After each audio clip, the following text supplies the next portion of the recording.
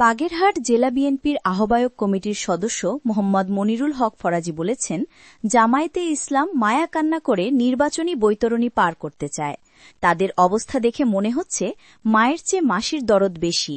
সোমবার সকালে মোরেলগঞ্জ উপজেলার সন্ন্যাসী বাজারের পানগুচি কনভেনশন সেন্টারে স্থানীয় বিএনপি আয়োজিত সনাতন ধর্মাবলম্বীদের সাথে এক মতবিনিময় সভায় প্রধান অতিথির বক্তব্য রাখছিলেন মনিরুল হক ফরাজি। হিন্দু ভাইয়েরা, আপনারা জানেন যে জামাত ইসলাম এই বিএনপির কাজে ভর করে দুইবার এই পার্লামেন্ট নির্বাচনে জয় হয়েছে। উদ্দেশ্য কিন্তু বিএনপি এবং বিএনপির নেতৃত্ব ধরে ওনারা দুইবার এমপি হয়েছে। এখন ওরা মনে করছে বড় বড় ফ্ল্যাট আমরা আমাদের ভর্তি সম্পত্তি, এখানে অন্য কোনো লোক আর নাই, এটা তো জামাতের ছিল। আপনাদের অবস্থার দিকে চিন্তা করতে হবে। এই যে আমাদের ক্ষমতা বিএনপি এসে পড়ে, তাহলে আপনাদের দায়িত্ব কি হবে? হবে কি হবে না?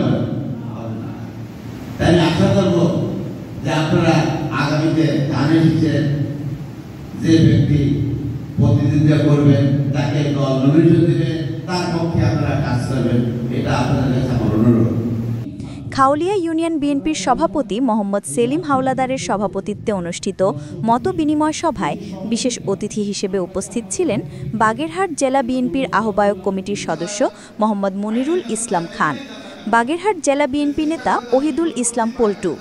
অন্যান্যদের মধ্যে বক্তব্য রাখেন মোরেলগঞ্জ উপজেলা বিএনপির সিনিয়র সহ সভাপতি FM শামীম আহসান, সাংগঠনিক সম্পাদক অধ্যক্ষ সাবিনা ইয়াসমিন টুলু, ফিরোজ শাহ তালুকদার, শরণখোলা উপজেলা বিএনপির সাবেক সভাপতি খান মতিয়ার রহমান, উপজেলা কৃষক দলের সাবেক সভাপতি মশিউর রহমান শফিক, স্থানীয় বিএনপি নেতা জাকারিয়া ফারাজি। সভাটি সঞ্চালনা করেন ইউনিয়ন বিএনপির সাংগঠনিক সম্পাদক মাস্টার আব্দুল আলিম।